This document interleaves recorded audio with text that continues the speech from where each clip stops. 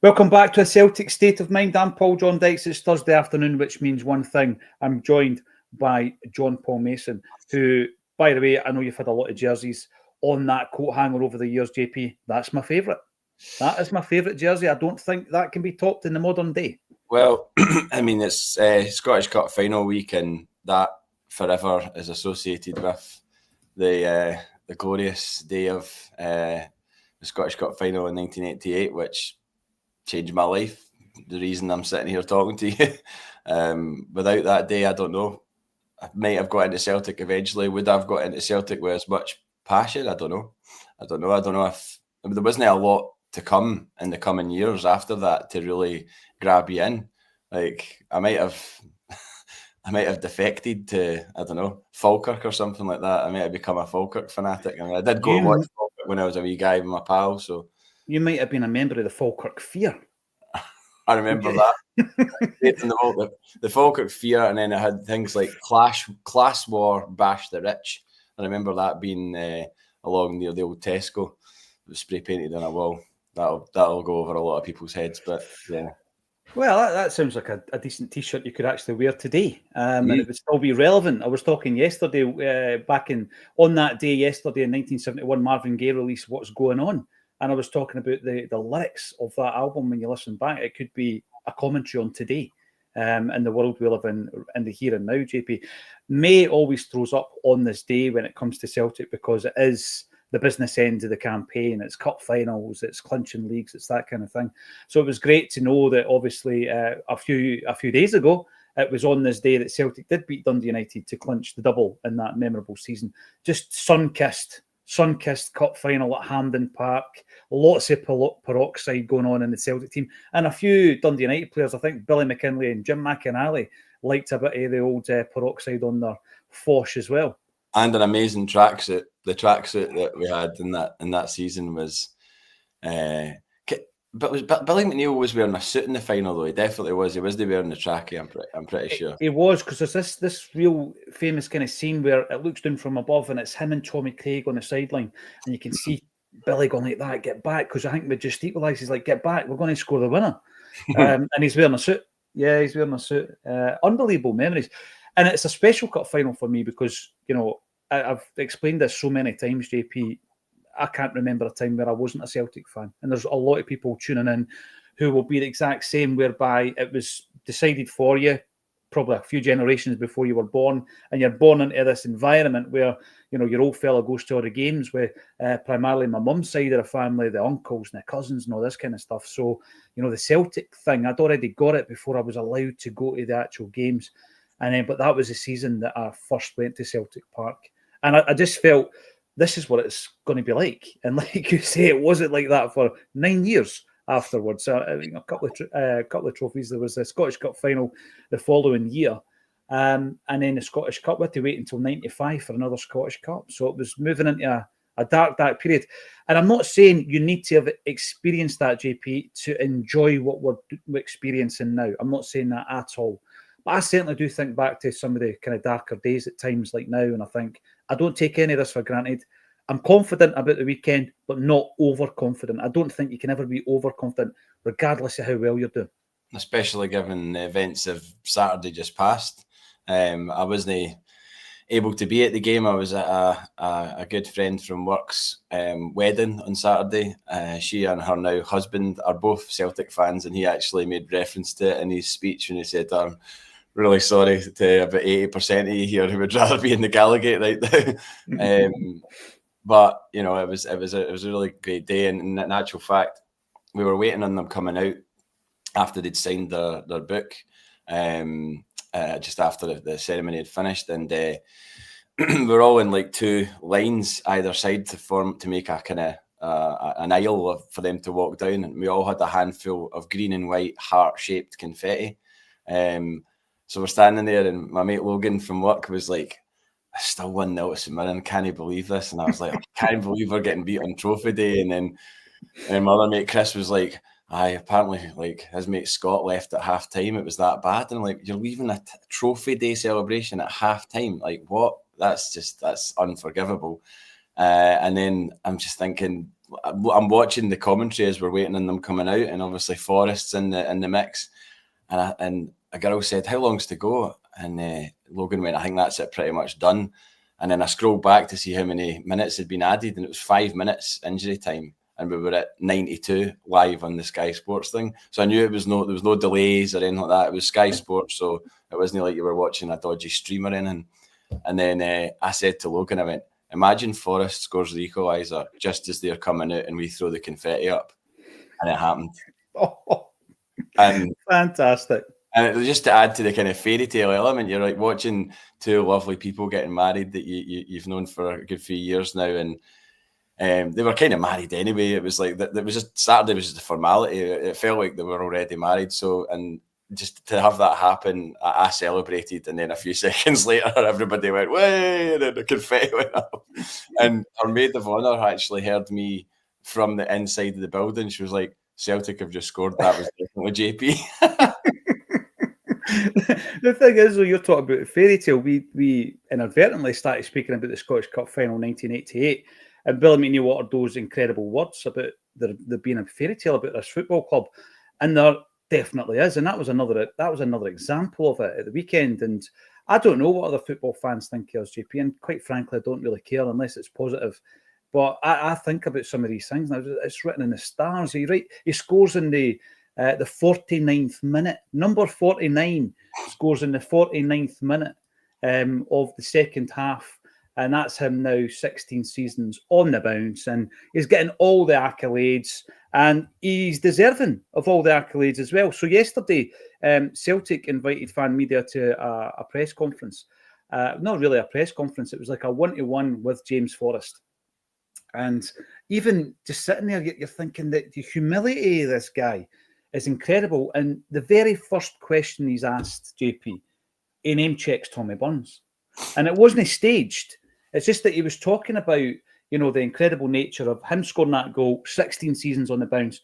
And the first thing that comes to his mind is, but when we were younger coming through the academy, Tommy Burns used to drum this into me and the other players and our families that you're no made it. You've no made it. Only one of you guys might make this, So all these years later, after all those accolades, only 3 players have scored in 16 consecutive or more than that seasons. Only 3 players have scored and assisted 100 or more goals for Celtic. Jinky, Henrik, and James Forrest. He's the most decorated player. He's one of only 14 players to play over 500 games for a football club. And he's asked a question, and the first guy he mentions is Tommy Burns. It's Tommy Burns, and again, part of that incredible day that we've started off talking about. Yeah. I mean, to my shame, I haven't actually watched all the post-match stuff from the weekend yet. I'll maybe overdose on it after hopefully a successful Saturday. But yeah, I think it's fair to say that James Forrest has been criticised, maligned at times, but it's almost like, I was at Pittodrie last week and the whole Celtic end was singing that song, and it sort of started there and then obviously continued into the weekend. And what an amazing moment for him I'm so glad he didn't score at Pittodrie, because it would have just been another one of 5 or 6 goals that we put past them, and it wouldn't have had the same attention put on it. And I know people will be like, "Oh, but it was only a point that you rescued or whatever," but it was the moment. It was the moment. A meaningful point. It wasn't a consolation goal. We weren't getting beat. He stopped us getting beat in that game, which, fair enough, you obviously want to win well in your trophy day celebrations, but you also don't want to get beat. And the next best thing is a share of the spoils. And I didn't actually realise until maybe yesterday, the day before, that had St Mirren won that, they would have got Europe. Aye. I didn't know that. That's an absolute sucker punch for them at the end, but I'm not shedding any tears for them.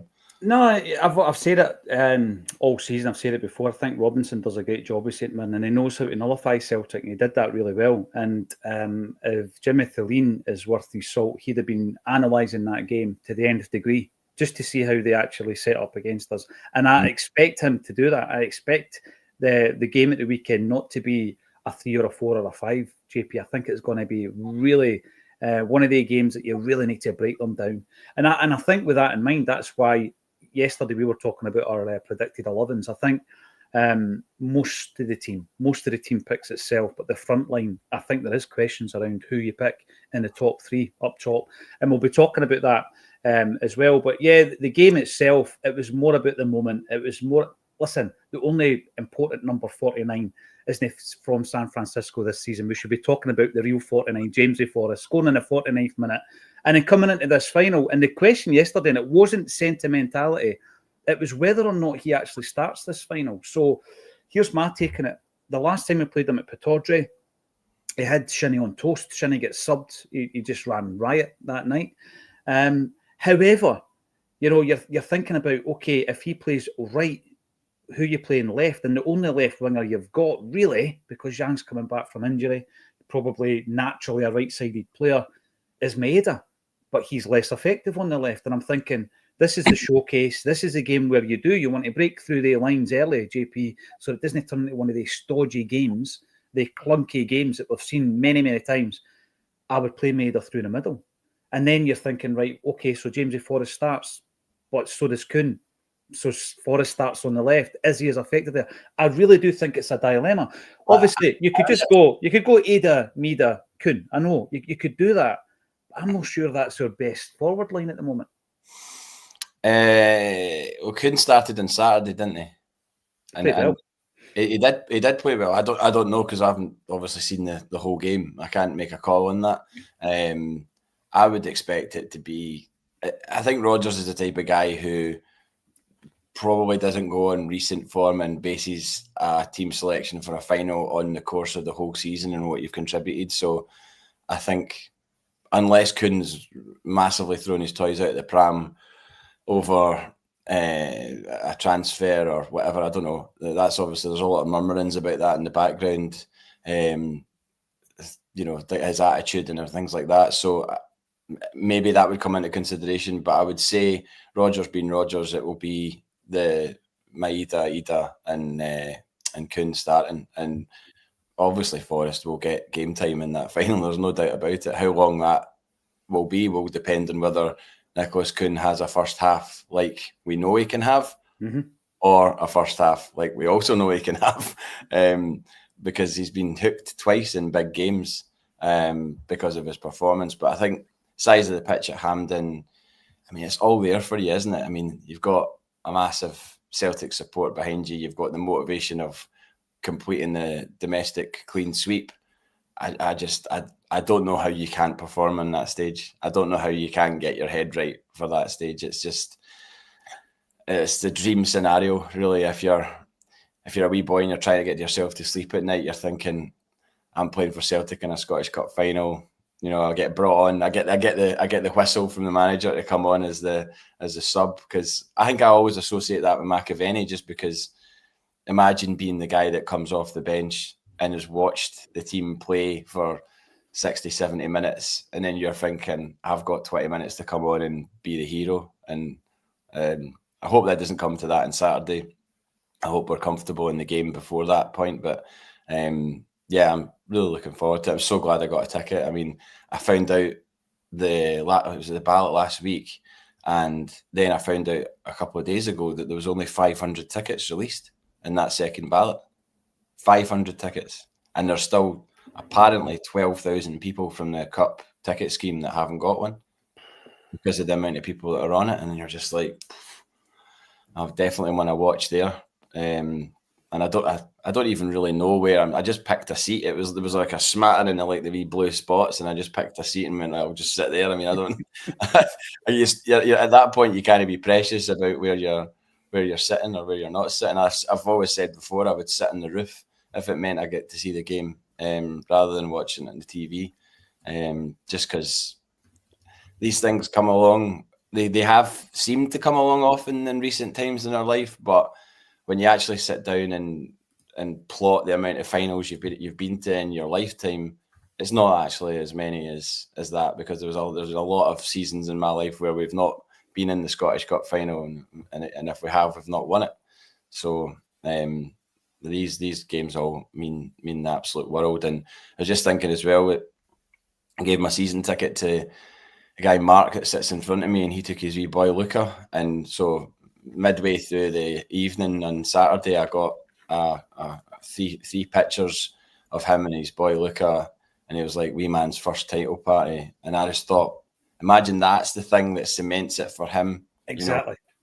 That cements it. I remember being at that game with my dad and seeing Celtic lift the trophy, and like he experienced that roar. Apparently, it was so loud when Forrest scored, like a kind of Champions League level, like goal, which for a wee guy will be massively kind of impactful. And I loved seeing the pictures, and it took the sting out of not being there myself. When I was like, do you know what? That's cool that he's brilliant. And as you say, see in 20, 30 years' time, if he's talking about that game the way we're talking about the game in which we wore that jersey, on a Celtic state of mind. Hey, you never know. You never know. And the fact is, it's 2045. Yeah, why not? And it's JP that's given him the ticket. I mean, moving into that Newcastle game in the pre-season, actually, you know, there's been a lot of talk, maybe negatively, but I think the good thing about it is, like, I'll be taking the wee fella, JP, and I've said to him, just bring your mates. You know what I mean? Now, what I wouldn't do is I wouldn't take somebody whose old fella supports a different team. I wouldn't do that. That's disrespectful, right? But there's a couple of these wee pals who are just like, they're not really into football in a big way, and you're thinking, no, bring them into the fold, in you come, and we'll go away through. So, like you say, you're introducing it to a new generation, you would hope. And I would also hope that Ginola-esque, you know, Kuhn isn't playing for Newcastle that day, because remember that happened with David Ginola after we thought we were signing him. He promptly signs for Newcastle and plays against us at Celtic Park. I do recall that vividly. Some great comments. Was that 90? That was 95, because we were coming back to Celtic Park, wasn't it? 95, 96. One each. Who scored for Celtic? Les Ferdinand scored for Newcastle. Who scored for Celtic? I'm going to say... I was there. I've got the programme. I was just thinking about it in my head. I've got the programme. I think I've seen us play Newcastle quite a few times, because I was at the Peter Beardsley testimonial when Birchall scored and we beat them. That was a great night. I mean, if anybody's... that you need to be of a certain vintage to remember that, and maybe not have indulged as much in the local beverages as I did to remember it. But met Mike Galloway in a pub after it and all that. It was amazing. It was just really good kind of... that makes sense, because he lives pretty... we went to interview him a few years back, and he lives pretty close to Newcastle, actually. So that makes sense, yeah. He was the star of the show in the pub we were in, and it was great. It was just amazing to be in. I think that was the first time I'd been in England with Celtic as a travelling support, and it was real. There was no bother. I don't remember there being any bother. I don't know if that's on the horizon or if anybody's concerned about that now, but there's certainly, I don't remember there being any issues with the supporters, and it was it's a great ground, and I've been back. I was at that 4-each game with Arsenal, the one where they were getting beat 4-1 at half time. So was that. What? I was at that game. I went to the Strawberry at half time, the pub across the road. I was at that game, JP. Why were you We there? have never discussed it. I went with two of my mates. Honestly, we went down to that game. Wilshire was unbelievable that day. Joey Barton played for Newcastle. Quite a lot of people. Pardew was the manager, wasn't he? Aye, and I thought it was 4-0 at half time. I'd need to check. No, you're right, actually. Maybe it was 4-0, but I think Arsenal had sent off. They were down to 10 men at half time, because my mate Gav said, who's a big Rangers fan, he won't be watching.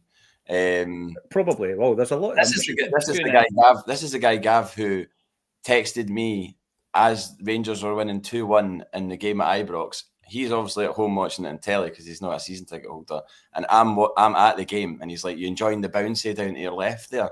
And then I just didn't say anything. I just didn't reply, and then Edward bangs in the winner, and I just waited until I was leaving the ground. I texted him back. I went, "I'm not bouncing anymore," and I was just like, "Why do you do this to yourself? Why do you text when there's still minutes left in a game?" It's just bananas to me. But he said to me at half time, and credit to him, we should put money on 4-each.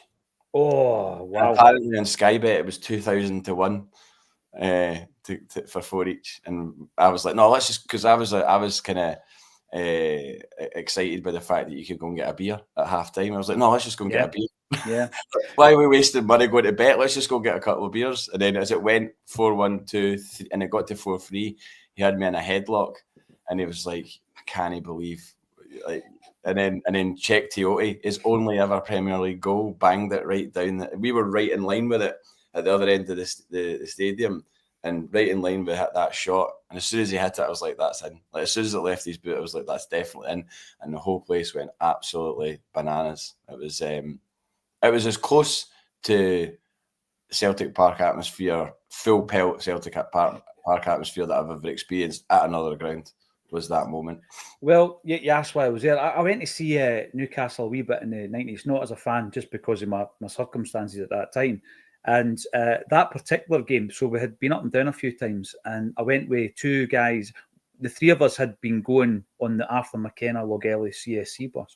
And I don't think any of the two fellas still go actually on that bus. Nez, if you're watching, and Boatsy. And we went to that game because Boatsy was a Newcastle fan. So we just fancied it of a weekend. So we went down to that game. And he, after a few nookie bruins, walked out in anger at half-time, and we followed him. Because I had no skin in the game. I wasn't a Newcastle or an Arsenal fan.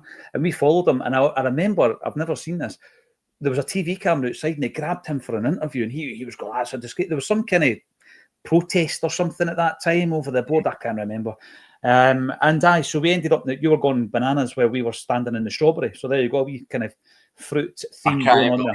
I can't believe you missed that atmosphere. Missed it. Seen the goals coming through on Sky Sports. Brilliant. Anyway, we digress, as we often do on a Thursday. And you never know. I don't think there'll be 8 goals this weekend in the Scottish Cup final, that's for sure. But I'm on this train, I've got to say. Look at Man City losing to Crystal Palace as a recent example. I was at the League Cup final when Partick Thistle 4-0 up by half-time. There you go. There's a link. Another game, seamlessly linking it into that. Another game that was 4-0 at half-time. Never forget, no complacency. Celtic pulled a goal back the second half through Kenny Dalglish, but it ended 4-1. Absolutely no complacency. And I've got the thumbnail today talking about Celtic's winning mentality, JP, and it's something you hear constantly to the point where you start to say, right, what does that mean? What does that mean? Is that just kind of like a word salad that people throw at you? It's a mentality. A winning mentality for me is massive in moments like this to ensure that you don't have that complacency. I had the absolute honour of being at Celtic Park on Monday and playing inadvertent commas on the park. And you're thinking to yourself in that dressing room, and this is a Boons game, you're looking about thinking to yourself, imagine being in that dressing room with Callum McGregor, with Kasper Schmeichel, probably with Alistair Johnston, with Carter Vickers, the big guys, the big captain, leader players. Probably Greg Taylor, I think, falls into that category. I can't see James Forrest saying much, or Maeda saying much, or even Ida, but that collection of guys who, it's a bit of mentality, they're not going to allow you to phone it in. They're not going to allow you to go 80%. And that's the mentality because they've been through it. Some of them have been born into it. Like, I mentioned James Forrest, who name-checked Tommy Burns. McGregor knows nothing but success. That's been drummed into him since he joined Celtic. These guys, some of the guys, Tony Ralston, I think, is part of this as well. People who have been at the football club since they were 8, 9 years of age, JP, and it's drummed into them about winning. You can't buy that. You cannot buy a winning mentality. You only get it over a period of winning and seeing what it takes to succeed at that level. And I think some people come into the Celtic dressing room and they shrink. It might be great players, but they absolutely shrink. We were talking the other day there about guys who have come up for the Premiership and failed at Celtic. People who are established Premiership players, Nat Phillips, Shane Duffy, John Joe Kenny, Jeffrey Schlupp, perhaps. Don't know if he's a failure, but he's certainly not going to get a contract. And these are people who have come up, JP, massive wages, coming from the richest league in the world. They can't hack it at Celtic. And it's because of the mentality, isn't it? And the demands. Yeah, well, just as you were talking, I was thinking about where we have fallen short this season, and it's very rarely been in a must-win game. Like Johnson away, yeah, it would have been good to win it there, so then it would have set us up to win the title at home. But it wasn't like it wasn't like that was, we have to win that game because we've got somebody breathing down our necks. The 2 Rangers games that we lost in the league, I mean, you could be excused slightly for a bit of complacency in those games, given the distance and in points between the two sides. And then the weekend just passed. It wasn't a kind of, oh, we have to win this game. But when the chips are down, we had to win the League Cup final. We won the League Cup final. And it looked definitely shaky at times in that game when we were going ahead and then losing the lead and all the rest of it.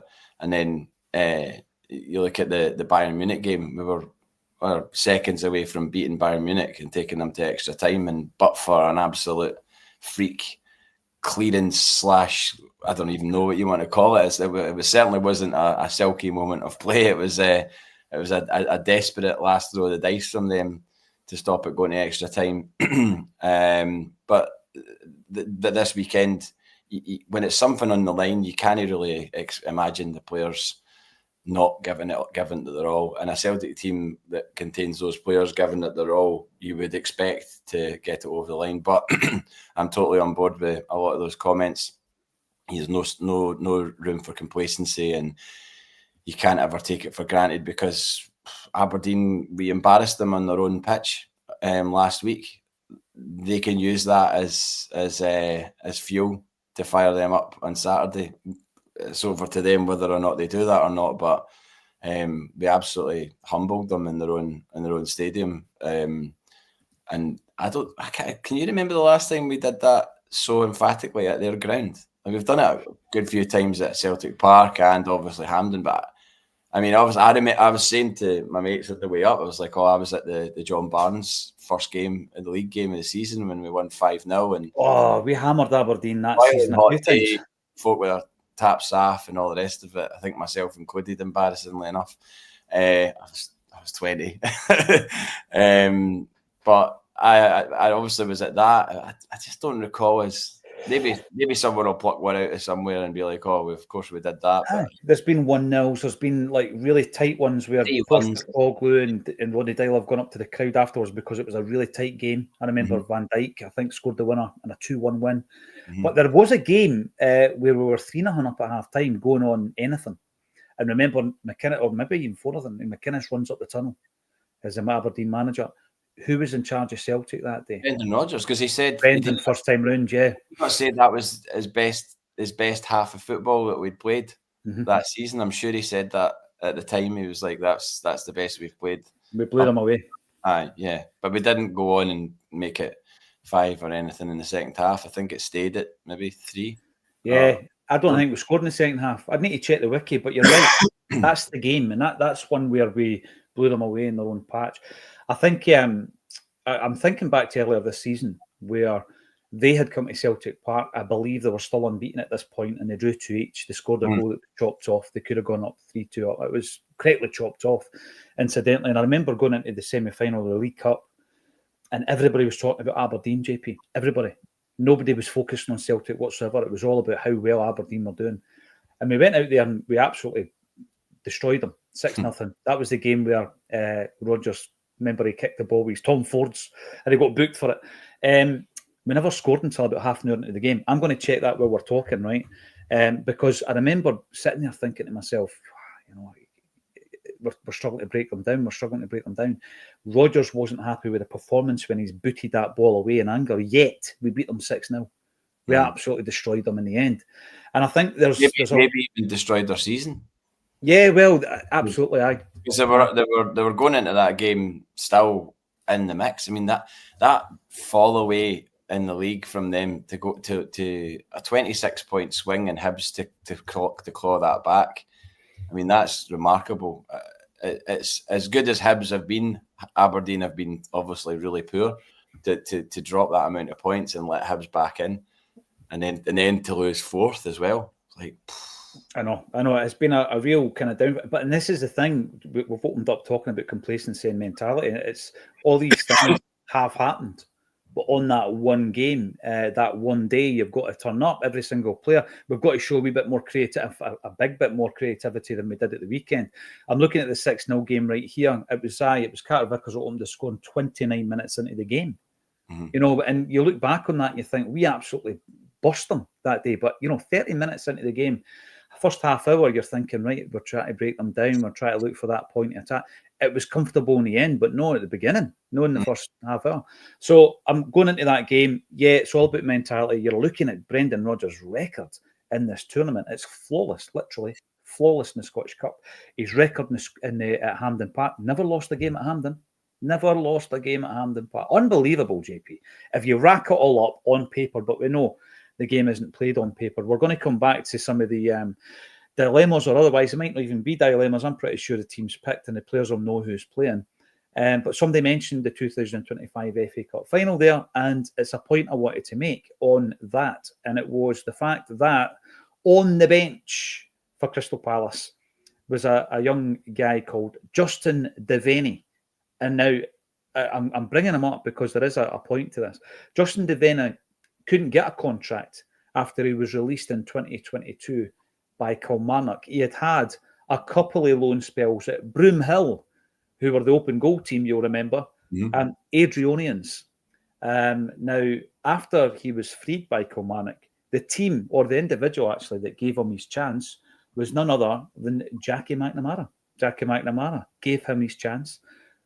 He then went to Adrionians, and he then was that was 2022 GP. He then transferred to Crystal Palace. He's now a full international with an FA Cup winners medal, and that was at a time where, as I say, the kid could have maybe gone back to Ireland as a failure, but wee Jackie, no, he's seen the potential in Devaney, and look at him now. And I just think, and I've said this so many times, Jackie McNamara has to get a job. And I would love him to get a job at Celtic. Not because of the old boys act and all this kind of stuff, right? Because he's an amazing talent spotter, JP. And that's a talent in itself. Being able to say, no, this kid, he's got something. We can hone that talent. We can develop that player. We can develop his fitness and his confidence. And Jackie does all that.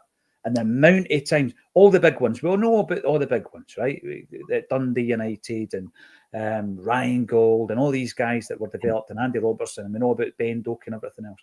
But he's continually doing it. And a lot of them are going under the radar, but that's the reason I pointed that out. Jackie Mac, for me, put him in the academy. Let him run it.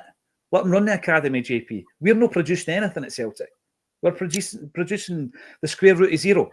I know. So, it's really frustrating. And I was watching the boy McCardle and thinking at Pittodrie when he came on, and obviously you're watching him closely to see how he behaves and how he interacts with obviously established international players, and he's just come out of nowhere to play in those games. I mean, it must be, I'd say, daunting. I mean, he might disagree with that. He might be full of confidence and just think this is where I belong and this is what I've worked all my life for. I mean, I've seen his dad's Twitter account's been shared a few times with like pictures of him when he was a wee guy, and you know, like proudest day, my son's signing for Celtic, and he's sitting at the table with the top and everything, and he's just like a wee boy basically, and now he's playing for Celtic, and it doesn't even. You see the strip, and it's like that strip's not that old. That's like kind of. I'm pretty sure it was the COVID season strip actually. Right. The one with the yellow on it. Aye. But you're watching guys like that, and you're going, "Am I watching a guy that I'm going to see playing week in, week out for Celtic in 5 years' time?"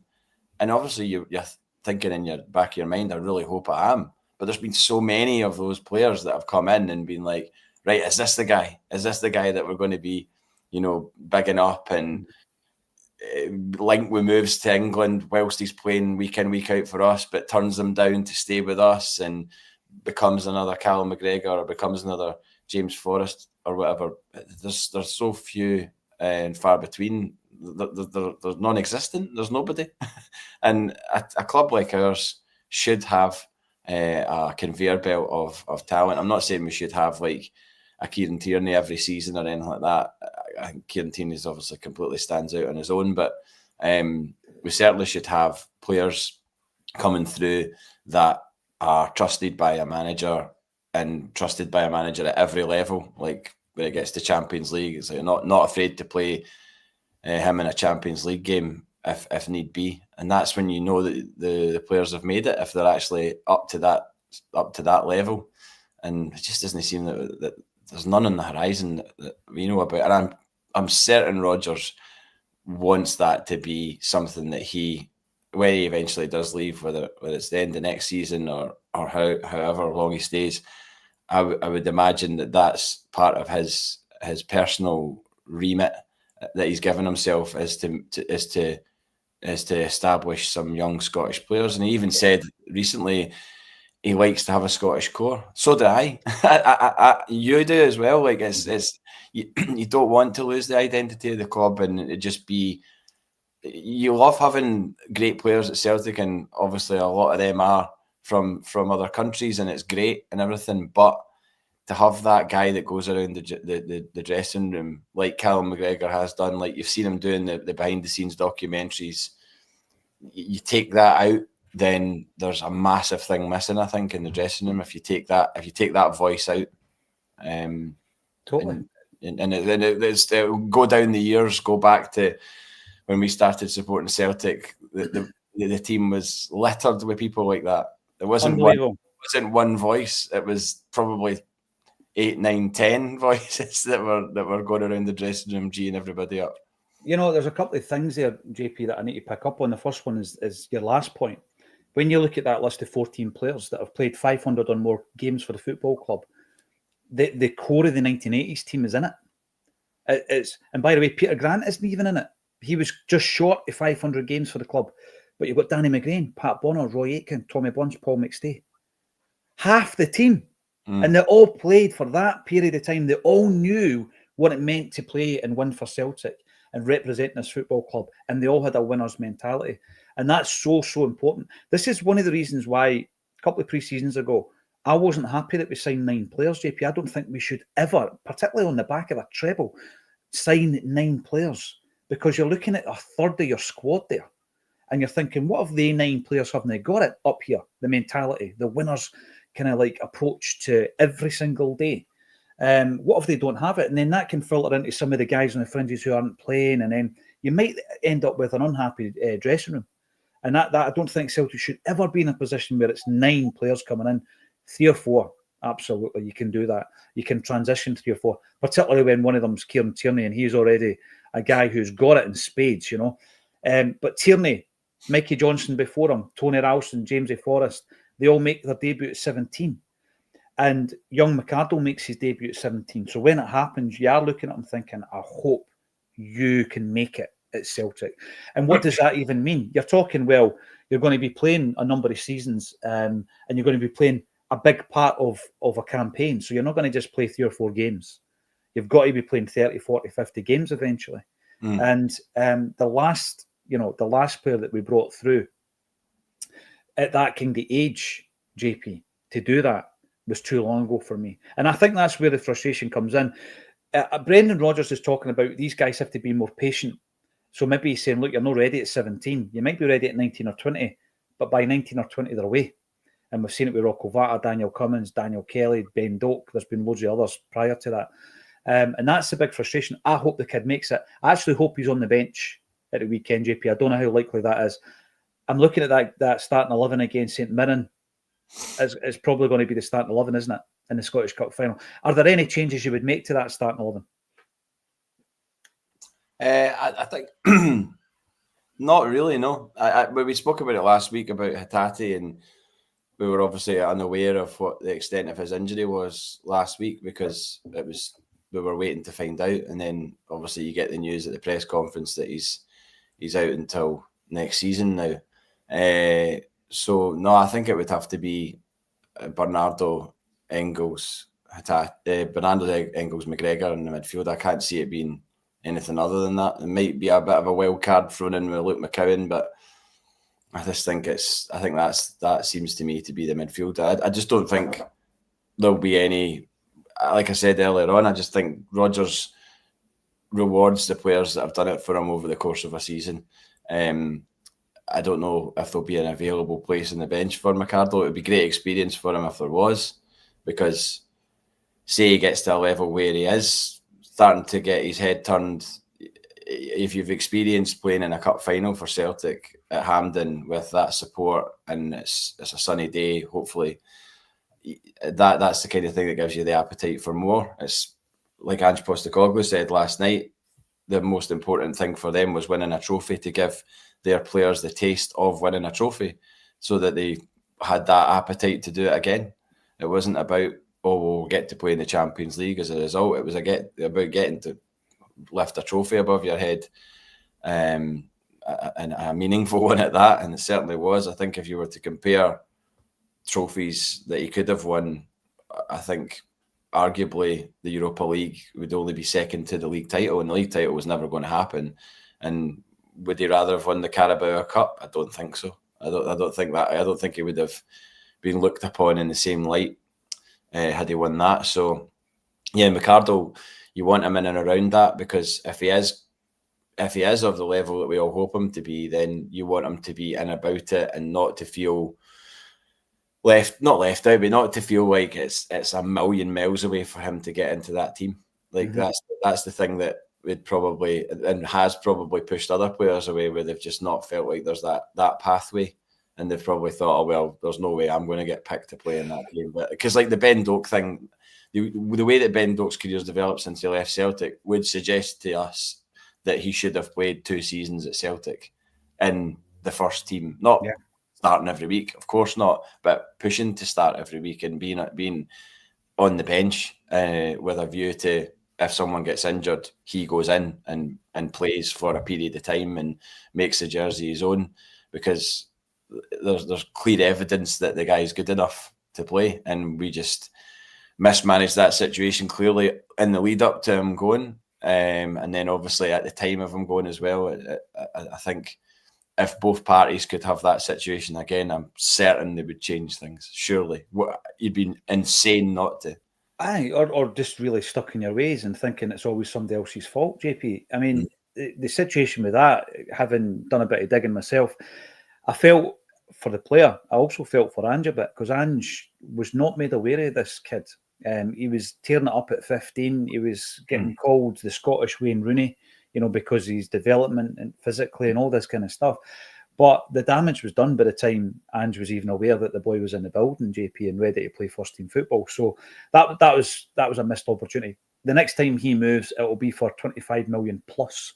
That's the figures they're talking about for Ben Doak. And it's not just about money. I'd just love to have seen a young Celtic daft kids banging in goals for Celtic, because we've not produced a goal scorer for a long, long time.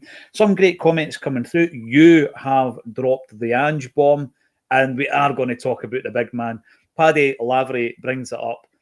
Acsom, Ange claims silverware over Man U. Well done, Paddy. Well done. He does. And you said 2 weeks ago, I think it was, JP, or maybe last week, that you wanted him to win, even though your English team's Man United. You wanted Ange to win that trophy. I mentioned yesterday going into the game, if he was to win it, and we know he has, he would become, and he has become, just the second manager to win a European trophy who has managed Celtic. I heard you say that, yeah. Jockstein and Ange, the 2 guys that have managed Celtic and have won a European trophy. And I love the Puskas connection as well. That's pretty cool. There's a great movie. There's a great documentary out there, actually, just been released. They were looking to try and find somebody in Glasgow, actually, to screen it. And it's an Australian production team. We've got all this archive footage. Somebody actually, I think, dropped onto the Melbourne page this morning. Ange bouncing about with a mullet and a Mauser and all the rest of it when Puskas was the manager over there. But there's a full-length documentary about this, 90 minutes long. I think there's been a few showings down south. They're looking for a Glasgow screening. Maybe we should screen it. Maybe Acsom should do it at Bad. But yeah, all about that connection. But it doesn't dig into the Jockstein element of that connection as well. But there's something to be said there when you look at it, isn't there? The inspiration of Puskas to both Jockstein and I didn't know about Jockstein watching that Hungary game over and over and studying the way they played like that. It's kind of spooky to think that influenced him, and then Ange has been influenced like Ange was managed by Puskas. But I just honestly don't know how anybody could not look at that last night and be happy for the guy. I really, really wanted them to win, especially when I heard that like that guy AJ Tracy that I did a show with in Tuts. Not my friend, by the way. I don't know him. I've not got his number. I just did a show with him. I met him one night. Might never meet him again. So this is not me name dropping, right? I just had a conversation with him about Celtic. Somewhere he's name dropping you, JP. Let's be honest. Half the people watching this won't even know who AJ Tracy is. No disrespect, and I'm not expecting you to know who he is. But he played King Tut's a couple of weeks ago, and he pointed to he had all him and all his mates had the Celtic tops on, and I asked him how that came about, and he said, pointed to the Spurs tattoo in his arm and said, "Oh, Ange Postecoglou," and he went, "I did my research when he was signing for us, and I looked into everything he'd done in Japan, Australia, and Celtic, discovered how, I mean, I knew of Celtic, but I didn't know the detail of Celtic, and they didn't know the kind of the political stance that we have, the reason the club was formed. Probably had no idea about that. I mean, not many people, unless you dig into it, would know why Celtic was formed in the first place." And he just said that he's like fallen for Celtic, so he's cutting about with a Celtic trackie on, and all his mates have all got Celtic tops on, and he's desperate to go to a game and things like that. And then, you know, I said, "Well, what if he wins Europa League?" And he went, he's like, I think he still probably will go. And I said, "But what a great way to go if he does." And he went, "Oh man, some of the football we've played under him is some of the best I've ever seen as a Spurs fan." And he as much as there seems to be this media narrative that the Spurs fans don't like Ange or don't want him, I think there's quite a significant amount of them do. So it's one of those ones where it's like if you took the temperature of it online, maybe you would get a negative reaction to Ange. But then that's the same with a lot of things. You take the temperature online and a lot of things, and they're a microcosm of reality. And often, JP, what you're getting is you're getting the negatively skewed viewpoint, because a lot of people that like something don't generally follow and say, "Oh, I really like this." You will get a lot of people coming on saying, "I hate this guy. He's such and such. He's this and he's that." Every name under the sun. And that's just the nature of social media. It's something I've never subscribed to. I don't recall ever like deciding I'm going to put a post up on Twitter about somebody that I hate, or I hate this, or I just or be negative about something. I very rarely post on Twitter anymore because I'm not really comfortable with the platform. I stay on it for Celtic stuff, Tam Selleck's son, this, you know, but very little other stuff. But I put up a post about Ange Postecoglou last night because I kind of wanted to put something good out about him, you know, rather than this like negativity. And also just because where were we in summer of 2021? We were in a really, really bad way. And Celtic were a mess after that horrific season. Aye, and the other thing is Ange's European record is a stick that he's beaten with quite a lot at Celtic, not with any allowance of context to where the squad was at that time, how he was trying to basically prioritise domestic resurgence because we'd been so poor. He was trying to win the League Cup. He was trying to make sure we won all our league games. Europe was a kind of sideshow in that first season, really. I mean, if we'd have got into the Champions League that season past Midtjylland, I think it could have been a pretty grim watch. I don't know. I would hope it wouldn't be, but I just think we weren't prepared at that time, as we weren't prepared for the Europa League, as it showed. Even though we got through the group and we got into that round against Bodo Glimt, but he was hammered for the Bodo Glimt thing as well, like really, really hammered. And then he goes and beats them on the way to the final, which is like absolute sort of serendipity. And then beats Man United last night. Yeah, game was pretty terrible. I saw it in short bursts whilst at work.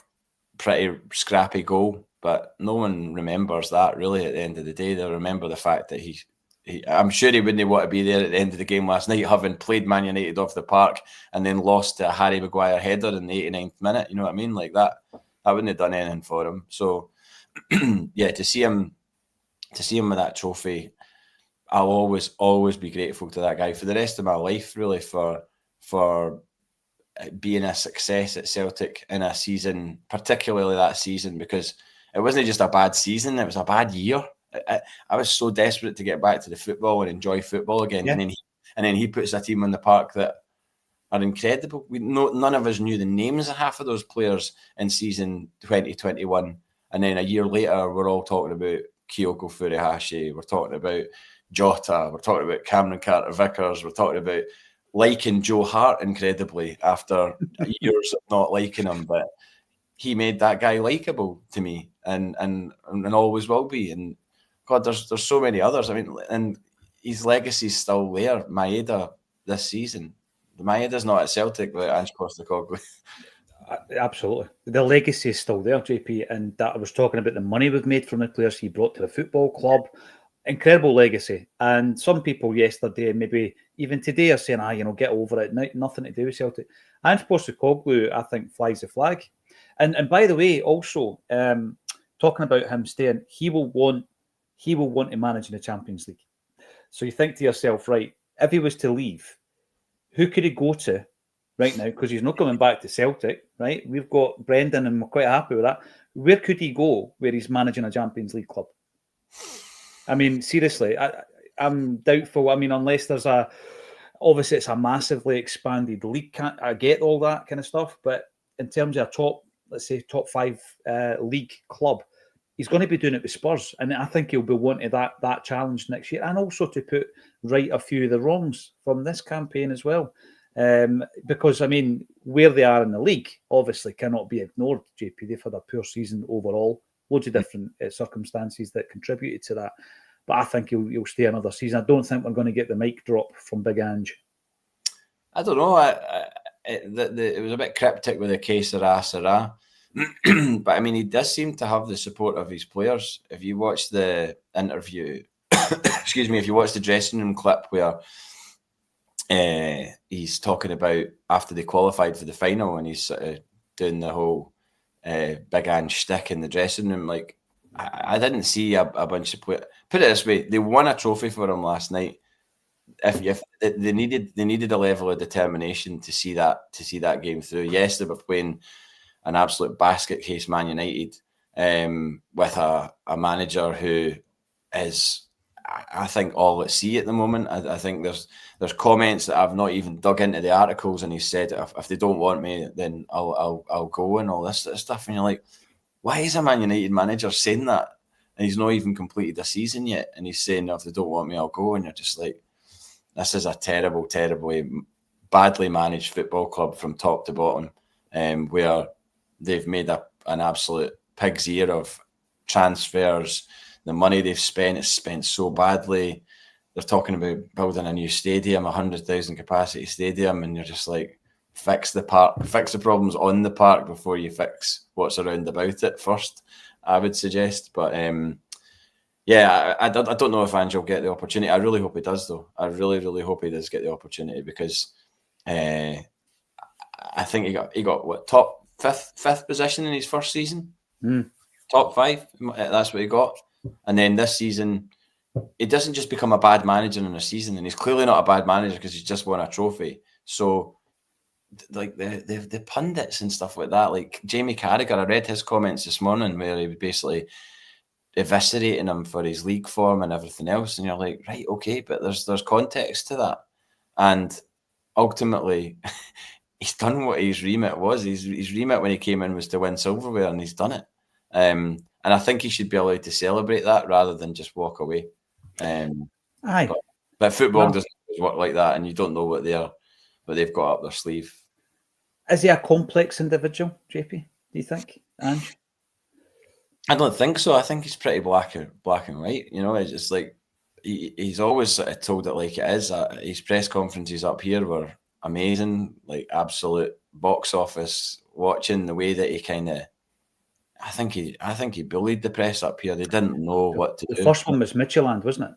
Remember, it was a catastrophe. Yeah, that's still my favourite when he's talking into a camera like a Zoom thing and sitting in. People walking about. He's in an airport somewhere. Right? I think that is my favourite one, because that was the one that really made me go, wait a minute, this guy's got something about him. And I felt like he had the bit between his teeth at that point. Mm-hmm. And it also felt like if he was going to say something, then he would deliver.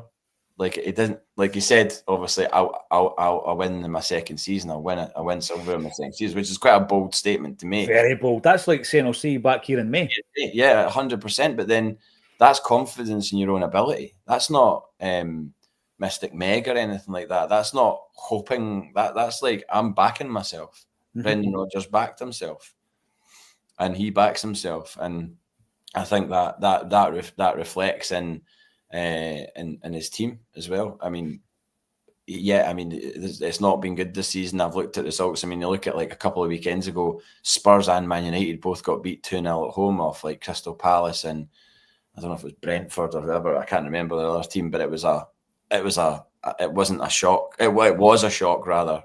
Well, was it a shock? No, it wasn't a shock that they got beat, but it wasn't like they got beat off a Man City or a Liverpool or something like that at home. It was by a team or a club that they should be disposing of handily at home, and both of them lost 2-0 at home, which identifies how badly they've played this season. I mean, Man United could finish something like 17th. That's shocking. Which is bananas when you think about it. That doesn't seem like the same club anymore to me. It feels like it's lost its heart. Identity. We started off talking about identity, JP. Mm-hmm. It's lost its identity. That's what's happened there. Yeah. And that's what I would hate to see happen to Celtic, because I know I've pushed a lot about Celtic need to maximise the size of the football club, not just financially, but the competition as well. And I can't see that happening in Scotland. But there's always that in the back of my mind, that fear that you lose a wee bit of your soul, a wee bit of your identity if you buy into one of these big leagues. I think that's happened to Man United. A Man United team last night against an Alex Ferguson Man United team from the late 90s, early 90s. I mean, it would be embarrassing if you were to put them up against each other. That's what I love about Roy Keane, right? And he means it. It's not just he's not a caricature. He's not just playing a part. You need players like that in your dressing room who will demand the absolute top standards and won't accept any less. And I think if a player has come through with that mentality and watched the senior pros, Peter Grant speaks about it, doesn't he? Coming through and watching the senior pros and then passing that baton down. You need that continuity. And that's my concern, is that there's a whole batch of young guys who haven't come through. And you can buy them in. I mean, that's Brendan always talks about that with Greg Taylor, doesn't he? You can buy these guys in and they will have that and they can pass it down. But I think you need that conveyor belt of talent coming through. You're never going to get them every season, but every couple of seasons, every 2 or 3 seasons, a batch of players that can that know inside out what the club means. Jungle Lion, it's not an Acsom built without you coming up on the chat. Fair play, Ange. But don't let them ever tell you it's the best league in the world ever again. Maybe we'll meet them in the Champions League next season. That would be good. Paddy, you're back in. Afternoon all. Can't believe that I got changed into my civvies before the final whistle the other day at Celtic Park. Were you that bad? Simple answer, yes. And I wanted to go and get showered before Marvin Bartley came in and got showered. Gordon Coney as well. Afternoon, Acsom. Massive congratulations to Big Ange. Maybe now he will get the respect down south that he deserves. Gordon, they're fickle. They're fickle. You know, a couple of defeats in the first 2 games of the season, they'll be right back on his back. Absolutely. This will be forgotten about. That clown comment, by the way, I love that he brought that up. Absolutely. Yeah. Because like the guy didn't mention it, but he knew who the guy was, and he was like, "I've read your article, and I'm sorry, clown. I've not done this for 26 years or whatever it is. He's done it to be called a clown by some wee twerp like you." How many sites? It was brilliant. It was absolutely brilliant. Big Ange. You've got me thinking, though. Let's get that Puskas movie on it bad, and I'll ask Big Ange to come up for a Q&A. Phyllis Kirk, imagine that. Once a Celt, always a Celt, except for, I think, maybe 2 that I can think of. Maybe Kenny Miller and Mo Johnson. Congrats to Big Ange proving the English media wrong and winning a trophy where Conte, Mourinho and Pochettino all tried and failed to do it. It shows you how big a job that is. I didn't even think about that until that comment there. I didn't even think about the fact that he succeeded where all those guys have failed. What an absolute middle finger to everybody. It's just, and for it to be him that delivers it, it's you know how much that'll mean to him. You really do. And yes, there is obviously people that will comment you like, but he was angling for a move at Celtic, you know, before he left and blah blah blah. And it's like, right, okay, fine. If he was, okay, that probably happens quite a lot with players as well. So, you know, do you hate Kyogo forever because he was angling for a move in January? Like, we knew that he wanted away since last summer. Does that tarnish your memories of Kyogo? Will you burn all your Kyogo merchandise and everything else? I don't think so. He's still probably going to be considered a Celtic legend. I would offer. And Ange Postecoglou left at the end of the season after a silver. Everything that we've battered Rodgers for prior to him returning, why didn't he just stay to the end of the season?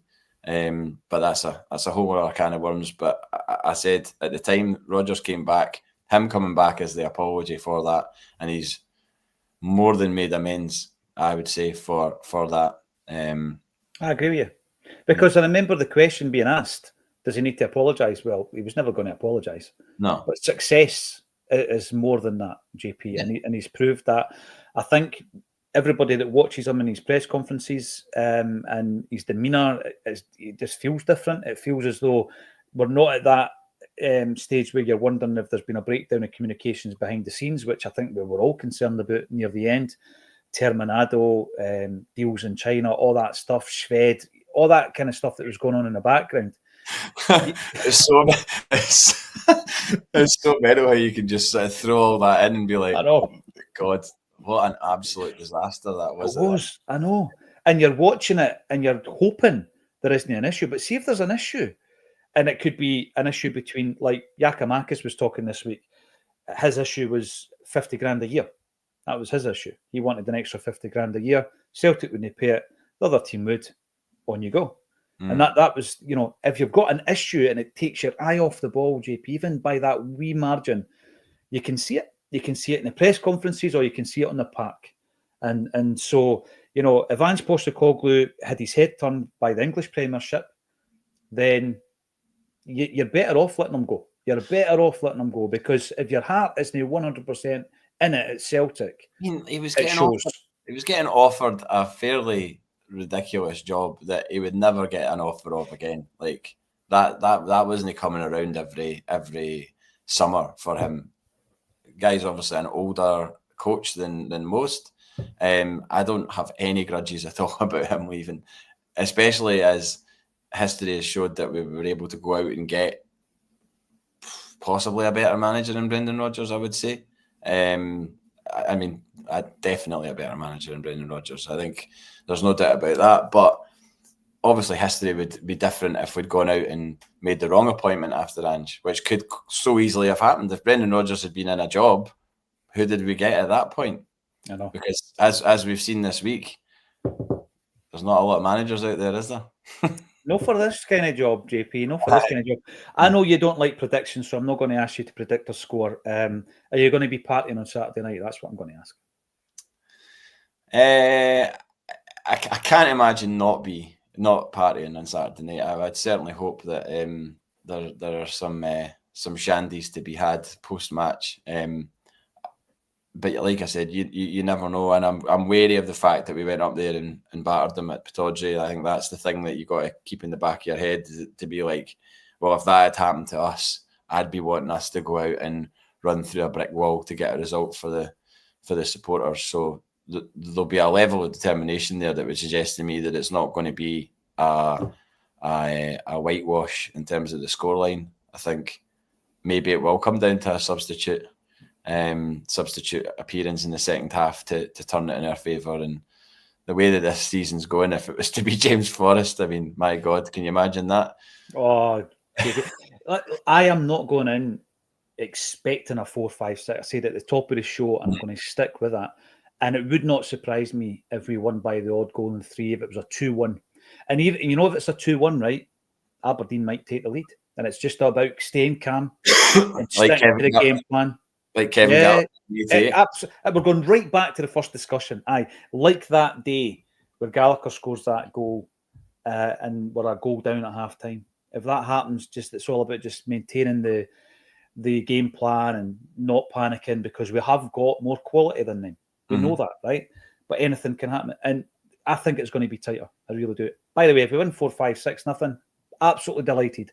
But I just don't get that feeling, because it's you've got the guys with a point to prove, of course.